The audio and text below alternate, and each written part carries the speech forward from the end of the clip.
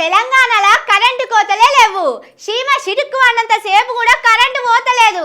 24 గంటలు కరెంట్ ఇస్తున్నాం. పోయిన సర్కారోళ్ళు ఇచ్చిన దానికంటే ఎక్కువ కరెంట్ ఇస్తున్నాం. పక్క పాటోళ్ళు ఉట్టిగా మమ్మల్ని బద్నాం చేస్తున్నారని సర్కారోళ్ళు రోజు చెప్తానే ఉన్నారు. కానీ నిజాలు మాత్రం ఇట్లుంటాయి. సర్కారోళ్ళు నెంబర్ 1 క్వాలిటీ తోటి కరెంట్ ఇస్తా అంటే సర్కారు దవాఖానలోనే కరెంటు పోయింది. ఇది గొడ్ల కొట్టం కాదు, బియ్యం గోదాం కాదు, కాన్పులు చేసడానికి మంచిర్యాలలో పెట్టిన సర్కారు దవాఖానా. ఇంట్లోనే చిన్నపిల్లగాళ్ళను కూడా చూస్తారు. నిన్న రాత్రి దవాఖానలో కరెంటు బంద్ అయింది. చూడండి పబ్లిక్ ఎట్లా తిప్పల పడుతున్నారో. చిన్నపిల్లగాళ్ళను పట్టుకొని బాలింతలు చిన్న తిప్పల పడలే. ఇట్లా తువ్వాలతోని గాలి ఉక్కుంటా పిల్లగాళ్ళను కాపాడుకున్నారు. ఎంతసేపు అయిందమ్మా కరెంటు పోయి?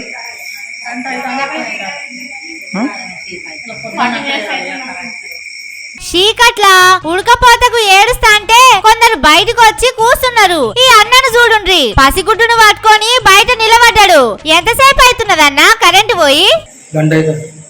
పొద్దున కరెంటు ఉండలేదు, అసలు పోనే పోతాం, నీళ్ళు కూడా లేదు సార్. చూసిండ్రా, గంట సేపు అయినట కరెంటు పోయి, పొద్దున్న దాకా కూడా ఉండలేదట.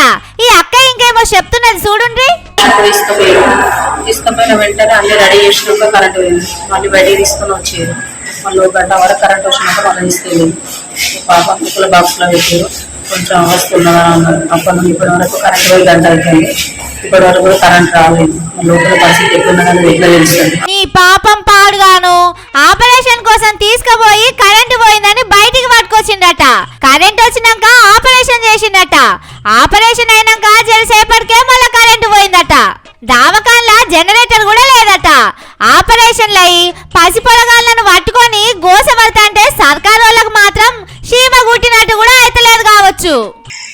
కరెంటు లేదు, చిన్నపిల్ల తల్లులు హాస్పిటల్లో ఉంటారు, జనరేటర్ సౌకర్యం లేదు. ఇట్లా జరిగితే ఎట్లా? జనరేటర్స్ ఎందుకు పని చేయట్లేదు అని అడిగితే సిబ్బంది చాలా నిర్లక్ష్యంగా వ్యవహరిస్తున్నారు. చాలా దురుసుగా చెప్తున్నారు వాళ్ళు. మనకి పిల్లలకు చిన్న పిల్లలకు డైలీ ఇక్కడ 10ల సంఖ్యలో కాన్పులు జరుగుతున్నాయి. వచ్చే వాళ్ళందరూ కూడా నిరుపేదలై ఉంటారు. కరెంటు పోయినాక ఓ దిక్కు ఇట్లా తిప్పల పడతా అంటే ఇంకో దిక్కు పాములు వస్తున్నాయి. కట్ల పాము, అది ఎంసీహెచ్ లో పాము. ఏ మనుషులో ఏమో పోండ్రి, పసిగుడ్డులను చూసి పాపం అనిపిస్తలేదు కావచ్చు. ఆఫీసర్లు సర్కారు వాళ్ళ పిల్లగాళ్లకు ఇట్లయితే ఊకుంటారా అని అక్కడున్న వాళ్ళు అడుగుతున్నారు. కరెంటు మంత్రి, దావకాన్ల మంత్రి హైదరాబాద్ లో కూర్చొని అంతా చక్కదనం ఉన్నదని చెప్పుకుంటున్నారు. దావకాన్లు చక్కగా లేక అందులో కరెంటు లేక ఇప్పుడు పుట్టిన పిల్లగాళ్లను కూడా గోస పెడుతున్నారు.